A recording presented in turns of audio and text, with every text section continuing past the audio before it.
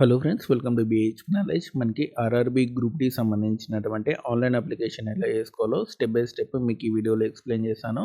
Video ending వరకు చూడండి. And ఎవరైతే ఫస్ట్ టైం నా ఛానల్ చూస్తున్నారో తప్పకుండా సబ్స్క్రైబ్ చేయండి.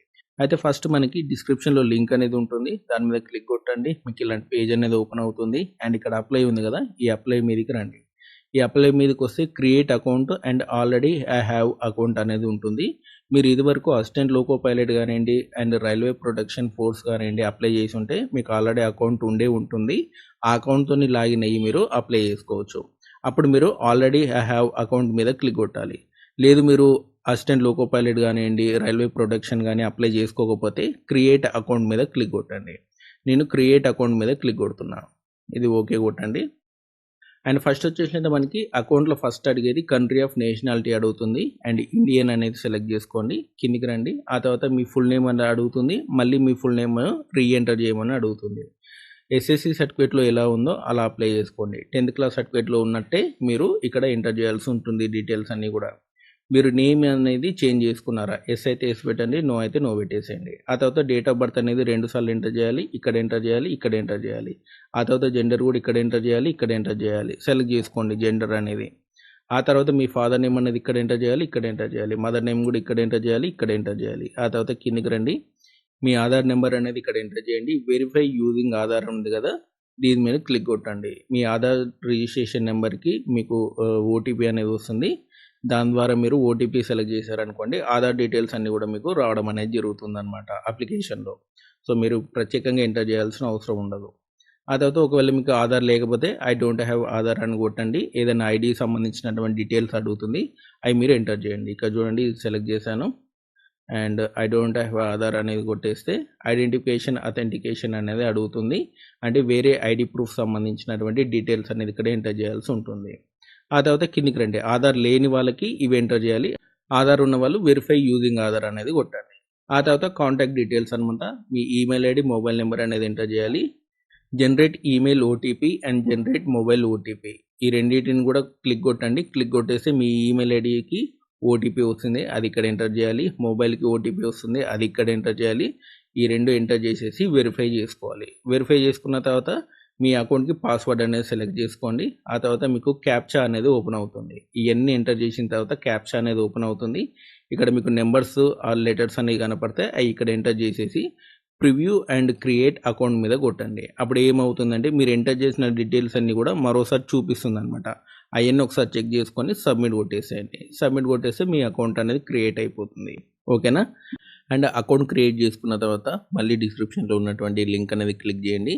ఆ తర్వాత ఇక్కడ చూడండి, ఆల్రెడీ ఐ హ్యావ్ అకౌంట్ ఉంది కదా, దీని మీద క్లిక్ కొట్టండి. క్లిక్ కొట్టిన తర్వాత మీ email address and password and ఈ క్యాప్చా అనేది ఇక్కడ ఎంటర్ చేసి లాగిన్ అవ్వండి. అండ్ లాగిన్ మీద క్లిక్ కొట్టిన తర్వాత ఇలాంటి విండో అనేది ఓపెన్ అవుతుంది. అండ్ ఇక్కడ చూడండి, ఆన్లైన్ అప్లికేషన్ మీద కొట్టండి.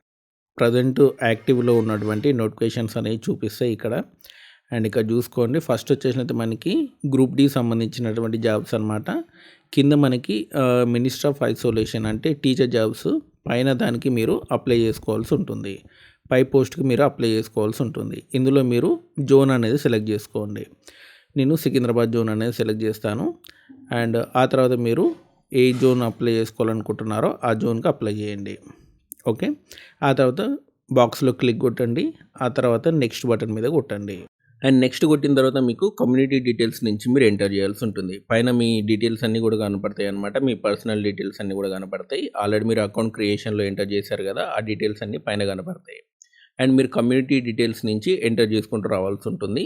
అండ్ కమ్యూనిటీ అనేది ఇక్కడ ఎంటర్ చేయండి. నేను ఓబీసీ అనేది సెలెక్ట్ చేశాను. ఇక్కడ చూసుకోండి, ఓబీసీ అనేది సెలెక్ట్ చేశాను. అండ్ ఆ తర్వాత మీరు నాన్ క్రిమ్ లేయరా, ఎస్ అయితే ఎస్ పెట్టండి, నో అయితే నో పెట్టండి. మీకు రిజర్వేషన్ రావాలంటే మాత్రం ఎస్ పెట్టాలన్నమాట. ఆ తర్వాత సర్టిఫికేట్ నెంబర్ అనేది అడుగుతుంది, క్యాస్ట్ సర్టిఫికేట్ నెంబరు. అండ్ మీరు ఎస్సీ అయితే ఎస్సీ సర్టిఫికేట్ నెంబర్, ఎస్టీ అయితే ST certificate number, and OBC అయితే ఓబీసీ సర్టిఫికేట్ నెంబర్, ఈడబ్ల్యూఎస్ అయితే ఈడబ్ల్యూఎస్ సర్టిఫికేట్ నెంబర్ అనేది ఇక్కడ ఎంటర్ చేయండి. అండ్ ఆ కమ్యూనిటీ ఇక్కడ సెలెక్ట్ చేసుకోవాలి, ఆ సర్టిఫికేట్ నెంబర్ ఇక్కడ ఎంటర్ చేయాలి. అండ్ ఆ తర్వాత ఇష్యూయింగ్ అథారిటీ అనమాట, అంటే ఈ సర్టిఫికేట్ ఎవరు ఇష్యూ చేశారు. అండ్ ఇక్కడ ఒకసారి చూసుకొని ఈ బాక్స్ మీద క్లిక్ కొడితే ఇవన్నీ కూడా ఓపెన్ అవుతాయి. ఇందులో ఎవరు మీకు క్యాస్ట్ సర్టిఫికేట్ ఇష్యూ చేశారో వాళ్ళకి సంబంధించినటువంటి డీటెయిల్స్ అనేది సెలెక్ట్ చేసుకోండి. నేను తహసీల్దార్ అనేది సెలెక్ట్ చేశాను.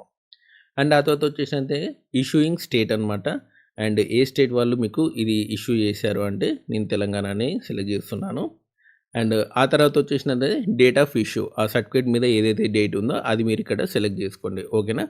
అండ్ ఆ తర్వాత కిందికి రండి. కిందికి వస్తే పోస్టల్ అడ్రస్ డీటెయిల్స్ అనేది అడుగుతుంది. Present address, permanent address details అన్నీ కూడా మీరు ఇక్కడ ఎంటర్ చేయాల్సి ఉంటుంది. And present, permanent address details అన్నీ కూడా ఎంటర్ చేయాల్సి ఉంటుంది.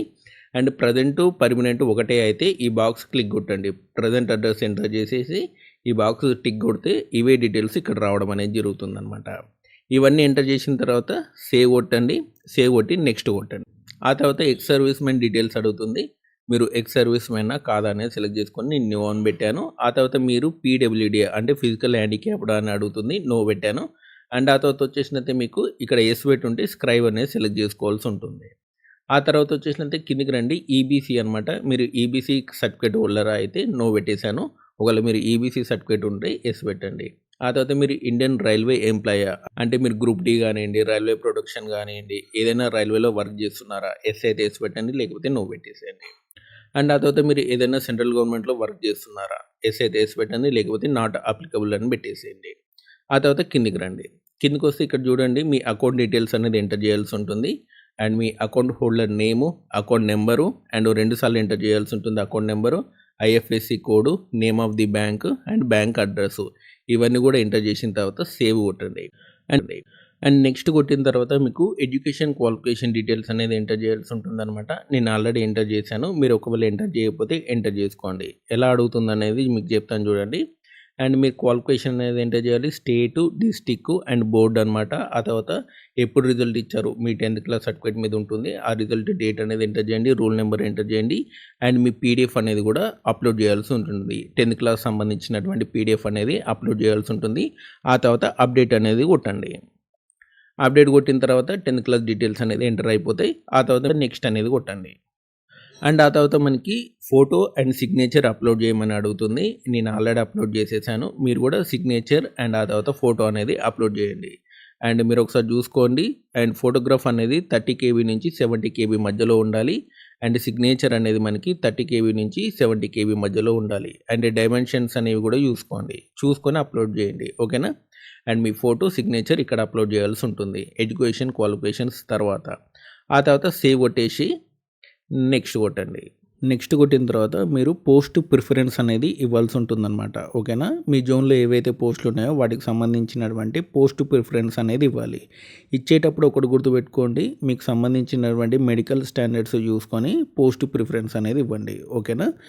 అండ్ నేను ఇచ్చే జోన్లో ఒకటే పోస్ట్ అనేది ఉంది. మీకు మాత్రం చాలా పోస్టులు అనేవి కనపడతాయి. ఇది అజ్మీర్ సంబంధించి కాబట్టి ఒకే పోస్ట్ అనేది ఉంది. అండ్ మీకు చాలా రకాల పోస్టులు అనేవి కనపడతాయి. ఆ పోస్టులకు సంబంధించినటువంటి మెడికల్ స్టాండర్డ్ చూసుకొని పోస్ట్ ప్రిఫరెన్స్ అనేది ఇవ్వండి.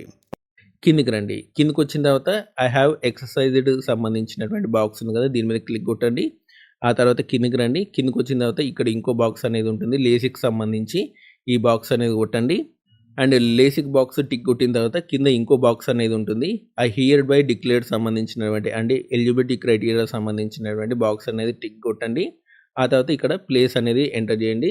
అండ్ నేను నల్గొండ అనేది ఎంటర్ చేశాను. ఆ తర్వాత మీ సిగ్నేచర్ అనేది ఇక్కడ కనపడుతుంది. అండ్ ఆ తర్వాత ప్రివ్యూ అప్లికేషన్ అనేది కొట్టండి. అండ్ ప్రివ్యూ అప్లికేషన్లో మీ డీటెయిల్స్ అన్నీ కూడా కనపడతాయి అనమాట. మీరు ఎంటర్ చేసిన డీటెయిల్స్ అన్నీ కూడా ఇక్కడ క్లియర్గా మెన్షన్ చేశారు. ఇవన్నీ ఒకసారి చూసుకోండి. ఓకేనా.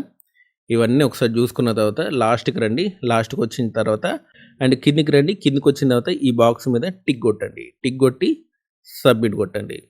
సబ్మిట్ కొట్టిన తర్వాత మీకు ఫీ అనేది చూపిస్తుంది అనమాట. ఈ ఫీ అనేది మీరు పే చేయాల్సి ఉంటుంది. 250 రూపీస్ అనేది నాకు చూపిస్తుంది. అండ్ మీరు ఈ ఫీ అనేది మీరు పే విత్ రోజు పే ఉంది కదా, దీని ద్వారా మీరు పే చేయాల్సి ఉంటుంది. దీని మీద క్లిక్ కొట్టండి. క్లిక్ కొట్టిన తర్వాత మీకు ఇలాంటి విండో అనేది ఓపెన్ అవుతుంది. అండ్ ఇక్కడ మీరు డెబిట్ కార్డు అన్నిటితో కూడా మీరు పే చేయొచ్చు. అండ్ మీరు యూపీఐ ద్వారా కూడా పే చేయొచ్చు. ఒకసారి యూపీఐ మీద క్లిక్ కొడితే UPI ID number and QR code సంబంధించి అడుగుతుంది అనమాట. క్యూఆర్ కోడ్ మీద క్లిక్ కొట్టండి. క్లిక్ కొడితే మీకు ఈ క్యూఆర్ కోడ్ వస్తుంది. యూపీఐలో మీరు స్కాన్ చేసేసి మీరు ఫీ అనేది పే చేయొచ్చు. సో ఈ విధంగా మనకి ఆర్ఆర్బీ గ్రూప్ డి సంబంధించినటువంటి ఆన్లైన్ అప్లికేషన్ అనేది మనం చేసుకోవాల్సి ఉంటుంది. అండ్ మీకు ఏమైనా డౌట్స్ ఉంటే కామెంట్ సెక్షన్లో అడగండి. అండ్ వీడియోని లైక్ చేయడం మర్చిపోకండి. డెఫినెట్లీ వీడియో షేర్ చేయండి. మన ఛానల్ తప్పకుండా సబ్స్క్రైబ్ చేయండి. Thanks for watching.